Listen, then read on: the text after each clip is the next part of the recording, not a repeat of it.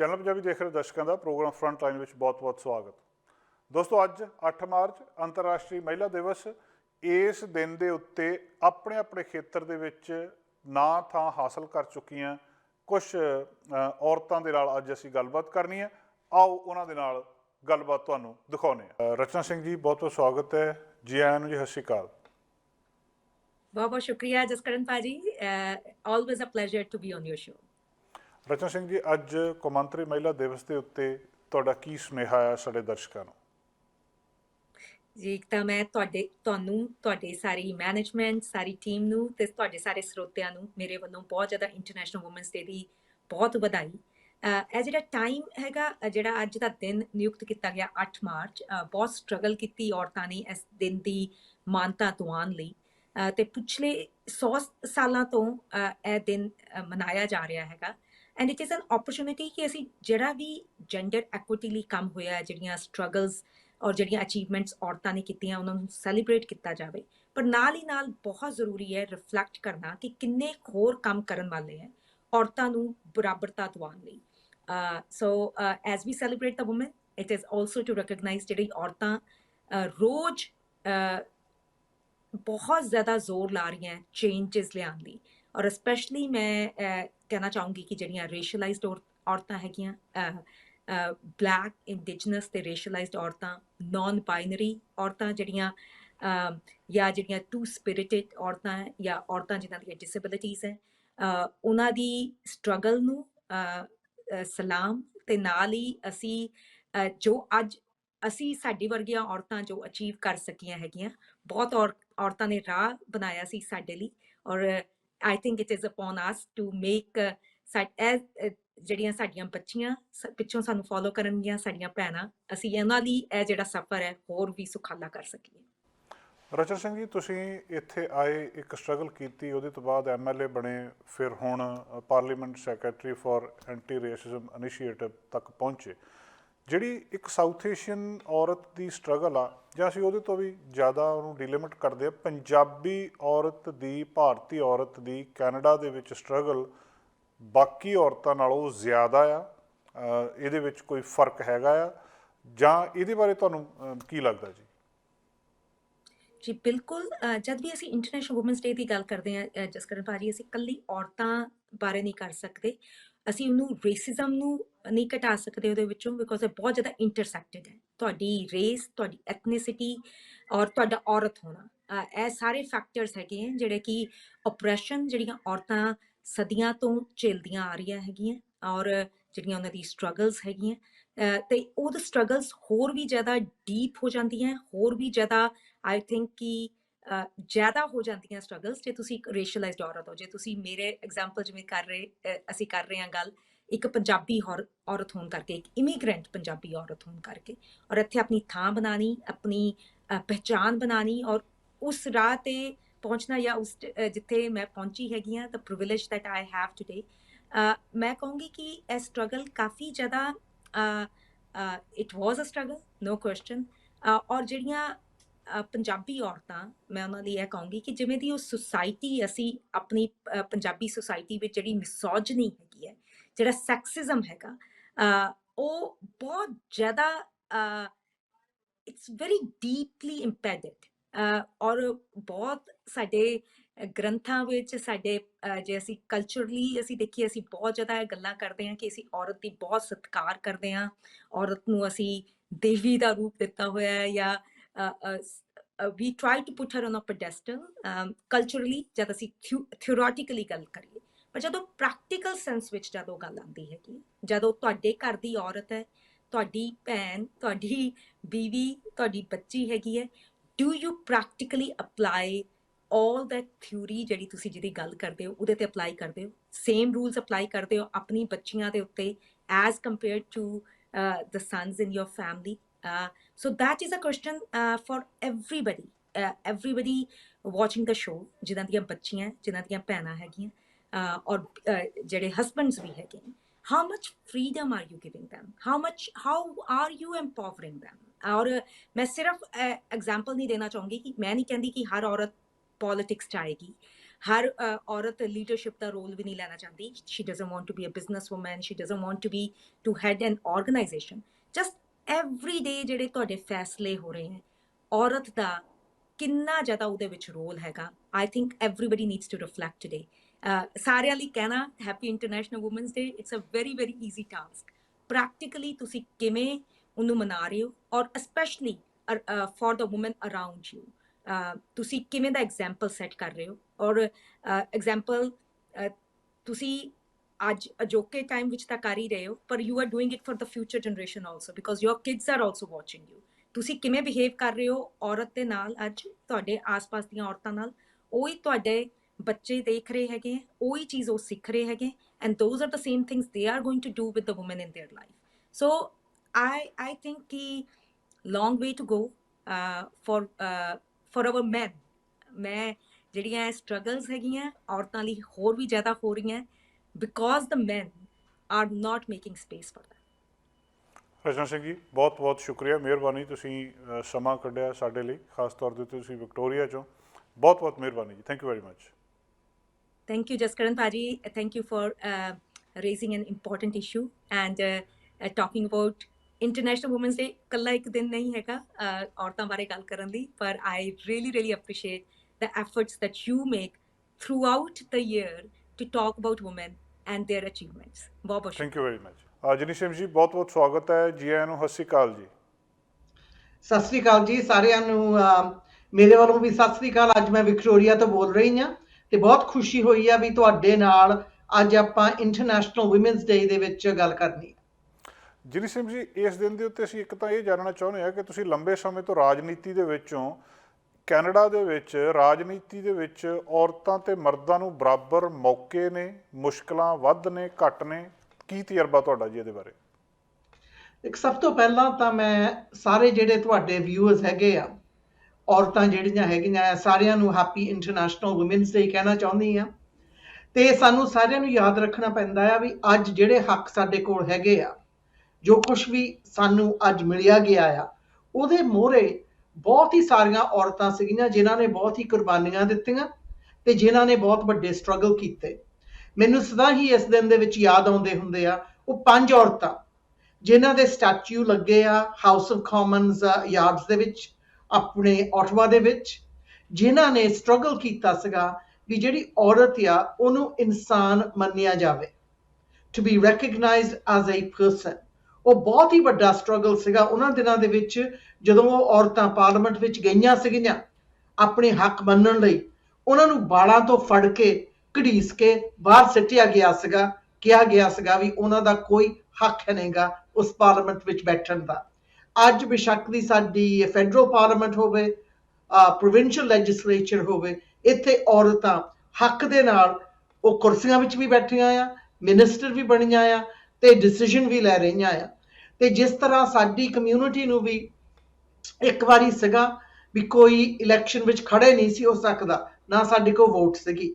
ਅੱਜ ਮੈਨੂੰ ਬਹੁਤ ਗਰਵ ਹੈਗਾ ਆ ਇੱਕ ਔਰਤ ਹੋ ਕੇ ਆਫ ਪੰਜਾਬੀ ਹੈਰੀਟੇਜ ਵੀ ਅਸੀਂ ਅੱਜ ਉਹਨਾਂ ਕੁਰਸੀਆਂ ਵਿੱਚ ਬੈਠੇ ਆ ਜਿੱਥੇ ਪਹਿਲਾਂ ਕਈ ਮਰਦਾਂ ਨੇ ਬੈਠ ਕੇ ਕਾਨੂੰਨ ਬਣਾਏ ਸੀਗੇ, ਜਿੱਥੇ ਸਾਡੇ ਵਰਗੇ ਲੋਕ ਜੈਂਡਰ ਬੇਸਡ ਜਾਂ ਰੰਗ ਦੇਖ ਕੇ ਜਾਂ ਐਥਨਿਸਿਟੀ ਦੇਖ ਕੇ ਵੀ ਸਾਨੂੰ ਮੌਕਾ ਨਹੀਂ ਸੀ ਦੇਣਾ ਚਾਹੁੰਦੇ ਇਸ ਜਗ੍ਹਾ ਦੇ ਵਿੱਚ ਬੈਠਣ ਦਾ।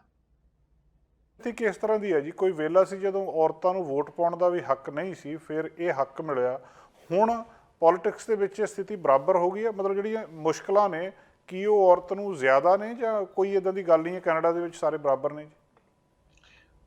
ਕਿਤੇ ਬਰਾਬਰਤਾ ਨਹੀਂ ਮਿਲੀ ਹੈਗੀ, ਜਿਹੜੀ ਆਪਾਂ ਕਹਿੰਦੇ ਤਾਂ ਬਰਾਬਰ ਹੋ ਗਏ ਆ। ਯੈਸ, ਸਾਡੇ ਕੋਲ ਔਰਤਾਂ ਹੈਗੀਆਂ ਆ ਜਿਹੜੀਆਂ MP ਵੀ ਹੈਗੀਆਂ, MLA ਵੀ ਹੈਗੀਆਂ, ਸਿਟੀ ਕਾਉਂਸਲਰ ਵੀ ਹੈਗੀਆਂ ਆ। ਤੇ ਹੁਣ ਸਾਡੀ ਕਮਿਊਨਿਟੀ ਵਿੱਚੋਂ ਇੱਕ ਔਰਤ ਹੈਗੀ ਆ ਖਾਲਗਰੀ ਵਿੱਚ ਜਿਹੜੀ ਮੇਅਰ ਵੀ ਬਣ ਗਈ ਆ। ਇਹ ਬਹੁਤ ਵੱਡੀਆਂ ਪ੍ਰਾਪਤੀਆਂ ਹੈਗੀਆਂ। ਸਾਡੇ ਕੋਲ ਇੰਜੀਨੀਅਰਸ ਹੈਗੇ ਆ, ਡਾਕਟਰਸ ਹੈਗੇ, ਨਰਸਿਸ ਹੈਗੇ, ਪਲੰਬਰਸ ਹੈਗੇ ਆ। ਔਰਤਾਂ ਨੇ ਬਹੁਤ ਵੱਡੀ ਪ੍ਰਾਪਤੀ ਕੀਤੀ ਆ, ਪਰ ਹਾਲੇ ਵੀ ਉਹ ਜਿਹੜੀ ਗਲਾਸ ਸੀਲਿੰਗ ਹੈਗੀ ਆ ਨਾ, ਉਹ ਹੈਗੀ ਆ।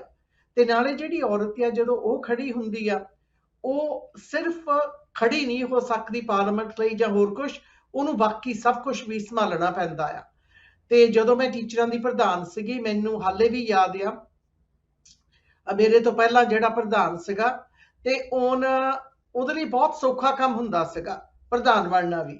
ਇਹ ਨਹੀਂ ਵੀ ਜਿੱਤਣ ਦਾ, ਪਰ ਜਦੋਂ ਉਹ ਪ੍ਰਧਾਨ ਬਣ ਗਿਆ ਉਹ ਕਹਿੰਦਾ ਸੀ ਮੇਰੀ ਵਾਈਫ ਮੇਰੀ ਪੈਕਿੰਗ ਕਰ ਦਿੰਦੀ ਆ, ਮੇਰੀ ਲਾਂਡਰੀ ਕਰ ਦਿੰਦੀ ਆ, ਮੇਰਾ ਖਾਣਾ ਬਣਿਆ ਹੁੰਦਾ ਆ ਸਭ ਕੁਝ ਉਹਨੂੰ ਪਰੋਸ ਕੇ ਮਿਲਦਾ ਸੀਗਾ। ਹਰੇਕ ਨੂੰ ਨਹੀਂ, ਪਰ ਉਸ ਨੂੰ। ਪਰ ਜਿਹੜੀ ਔਰਤ ਹੈਗੀ ਆ ਉਹਨੂੰ ਹਾਲੇ ਵੀ ਬਹੁਤ ਮੁਸ਼ਕਲਾਂ ਵੀ ਸਾਹਮਣੀਆਂ ਕਰਨੀਆਂ ਪੈਂਦੀਆਂ ਆ। ਕਮਿਊਨਿਟੀ ਵਿੱਚ ਹਾਲੇ ਵੀ ਹੈਗਾ ਆ ਜਿਹੜਾ ਡਿਫਰੈਂਸ਼ੀਏਸ਼ਨ ਟ੍ਰੀਟਮੈਂਟ ਕੀਤੀ ਜਾਂਦੀ ਆ। ਤੇ ਮੈਂ ਦੇਖਿਆ ਸਭ ਤੋਂ ਵੱਡੇ ਕ੍ਰਿਟਿਕਸ ਔਰਤ ਦੇ ਫਿਰ ਵੀ ਉਹ ਔਰਤਾਂ ਹੁੰਦੀਆਂ ਆ, ਬੇਸ਼ੱਕ ਦੀ ਉਹ ਮੀਡੀਆ ਵਿੱਚ ਹੋਣ ਜਾਂ ਹੋਰ ਕਿਸੇ ਜਗ੍ਹਾ ਦੇ ਵਿੱਚ ਹੋਣ, ਵੀ instead of support and encourage, ਕਈ ਹੈਗੇ ਆ ਐਸੇ ਇਨਸਾਨ ਆਪਣੀ ਕਮਿਊਨਿਟੀ ਵਿੱਚ ਵੀ, ਸਰੀ ਵਿੱਚ ਵੀ, ਜਿਹੜੇ ਸਦਾ ਹੀ ਅਟੈਕ ਕਰਨਗੇ, ਕੋਈ ਚੰਗੀ ਚੀਜ਼ ਦੇਖਣਗੇ ਹੀ ਨਹੀਂ ਜਿਹੜੀਆਂ ਔਰਤਾਂ ਕਰ ਰਹੀਆਂ ਆ। ਸੋ ਇਸ ਕਰਕੇ ਮੈਂ ਹਰੇਕ ਬੇਟੀ ਨੂੰ, ਆਪਣੀਆਂ ਭੈਣਾਂ ਨੂੰ ਇਨਕਰੇਜ ਕਰਦੀ ਆ, ਇਨਵੋਲਵਡ ਹੋਵੋ। ਇਹ ਲੜਾਈ ਖਤਮ ਨਹੀਂ ਹੋਈ, ਪਰ ਇਸ ਲੜਾਈ ਦੇ ਵਿੱਚ ਸ਼ਾਮਲ ਕਰਨ ਲਈ ਸਾਨੂੰ ਭਰਾਵਾਂ ਦੀ ਵੀ ਲੋੜ ਆ ਤੇ ਬੇਟੀਆਂ ਦੀ ਵੀ ਲੋੜ ਆ। ਕਰਕੇ ਜਦੋਂ ਦੋਨੋਂ ਰਲ ਮਿਲ ਕੇ ਕੰਮ ਕਰਨਗੇ, ਫਿਰ ਜਿਹੜੀ ਬਰਾਬਰਤਾ ਦੇ ਸੁਪਨੇ ਦੇਖੇ ਗਏ ਸੀਗੇ ਉਹ ਗਾਂ ਜਾ ਕੇ ਸੁਪਨੇ ਪੂਰੇ ਹੋਣਗੇ। ਸਿਮ ਜੀ, ਅੱਜ ਤੁਹਾਡਾ ਖਾਸ ਕਰ ਜਿਹੜੀਆਂ ਸਾਡੀਆਂ ਉਹ ਔਰਤਾਂ ਜਿਹੜੀਆਂ ਪੰਜਾਬ ਦੇ ਵਿੱਚ ਜਨਮ ਲੈ ਕੇ ਇੱਥੇ ਆਈਆਂ, ਇੱਥੇ ਆ ਕੇ ਸੈੱਟ ਹੋਈਆਂ, ਮਿਹਨਤ ਕਰ ਰਹੀਆਂ, ਉਹਨਾਂ ਦੇ ਲਈ ਅੱਜ ਇਸ ਦਿਨ ਦੇ ਉੱਤੇ ਤੁਹਾਡਾ ਕੀ ਸੁਨੇਹਾ ਜੀ ਉਹਨਾਂ ਨੂੰ? ਮੈਂ ਉਹਨਾਂ ਨੂੰ ਇਹ ਹੀ ਕਹੂੰਗੀ ਵੀ ਮੈਂ ਵੀ ਤੁਹਾਡੇ ਵਾਂਗੂ ਇੰਡੀਆ ਛੱਡ ਕੇ ਆਈ ਸੀ ਜਦੋਂ ਮੈਂ 9 ਸਾਲਾਂ ਦੀ ਸੀਗੀ। ਆਪਣੇ ਕੈਨੇਡਾ ਵਿੱਚ ਆਈਆਂ 75 ਦੇ ਵਿੱਚ ਐਜ਼ ਐਨ ਅਡਲਟ, ਤੇ ਸਟਰਗਲਸ ਕਰਨੇ ਪੈਂਦੇ ਆ, ਪ੍ਰੈਸ਼ਰਸ ਬਹੁਤ ਹੁੰਦੇ ਆ। ਪਰ ਜਿਹੜੇ ਤੁਹਾਡੇ ਸੁਪਨੇ ਆ ਉਹ ਸੁਪਨਿਆਂ ਨੂੰ ਪੂਰੀ ਕਰਨ ਦੀ ਜ਼ਰੂਰ ਕੋਸ਼ਿਸ਼ ਕਰੋ ਤੇ ਆਪਣੇ ਲਈ ਮੈਂਟਰ ਟੋਲੋ ਜਿਹੜੇ ਤੁਹਾਨੂੰ ਗਾਈਡ ਵੀ ਕਰ ਸਕਣ। ਤੇ ਮੈਂ ਪੇਰੈਂਟਸ ਲਈ ਸਭ ਤੋਂ ਵੱਡੀ ਮੈਸੇਜ ਮੇਰੀ ਹੈਗੀ ਆ, both for mothers and fathers, ਜਿਸ ਘਰ ਦੇ ਵਿੱਚ ਬੇਟਾ ਬੇਟੀ ਹੋਣ, ਜੇ ਬੇਟੀ ਵੀ ਸਿਰਫ ਹੋਵੇ, ਮੈਂ ਉਹਨਾਂ ਦੇ ਮੂਹਰੇ ਇੱਕੋ ਹੀ ਬੇਨਤੀ ਕਰਦੀ ਹਾਂ, ਹੱਥ ਜੋੜ ਕੇ ਬੇਨਤੀ ਕਰਦੀ ਹਾਂ, ਆਪਣੀ ਬੇਟੀ ਦੇ ਸੁਪਨੇ ਵੀ ਦੇਖੋ ਤੇ ਉਹਨਾਂ ਦੇ ਸੁਪਨਿਆਂ ਦੀ ਸਪੋਰਟ ਵੀ ਕਰੋ ਤੇ ਉਹਨੂੰ ਇਨਕਰੇਜਮੈਂਟ ਕਰੋ। ਜਦੋਂ ਤੁਹਾਨੂੰ ਘਰ ਵਿੱਚੋਂ ਇਨਕਰੇਜਮੈਂਟ ਮਿਲ ਜਾਂਦੀ ਆ ਨਾ, ਉਹਦੇ ਲਈ ਤੁਹਾਡੀ ਉਡਾਨ ਬਾਹਰ ਕਮਿਊਨਿਟੀ ਵਿੱਚ ਬਹੁਤ ਵਧੀਆ ਰਹਿੰਦੀ ਆ ਤੇ ਤੁਹਾਨੂੰ ਸਹਾਰਾ ਵੀ ਮਿਲ ਜਾਂਦਾ ਆ। ਮੇਰੀ ਮਾਂ ਨੇ ਮੇਰਾ ਬਹੁਤ ਵੱਡਾ ਸਪੋਰਟ ਕੀਤਾ, ਪਰ ਮੇਰੇ ਪਿਓ ਨੇ ਵੀ ਮੇਰਾ ਬਹੁਤ ਸਾਰੀ ਸਪੋਰਟ ਕੀਤੀ। ਜਦੋਂ ਮੈਂ ਬੇਸ਼ੱਕ ਦੀ ਸਕੂਲ ਵਿੱਚ ਸੀਗੀ, ਯੂਨੀਵਰਸਿਟੀ ਜਾਣਾ, ਫਿਰ ਜਦੋਂ ਮੇਰੀ ਸ਼ਾਦੀ ਹੋਈ ਤਾਂ ਫਿਰ ਗਾਂ ਜਦੋਂ ਮੈਂ ਟੀਚਰ ਦੀ ਪ੍ਰਧਾਨ ਵੀ ਬਣੀ, ਜਿਹੜੀ ਇਨਕਰੇਜਮੈਂਟ ਐਂਡ ਸਪੋਰਟ ਮੈਨੂੰ ਘਰੋਂ ਮਿਲੀ, ਉਹ ਮੈਂ ਕਹਿ ਦਿੰਦੀ ਆ ਮੈਨੂੰ ਮਜ਼ਬੂਤ ਬਣਾ ਦਿੱਤਾ।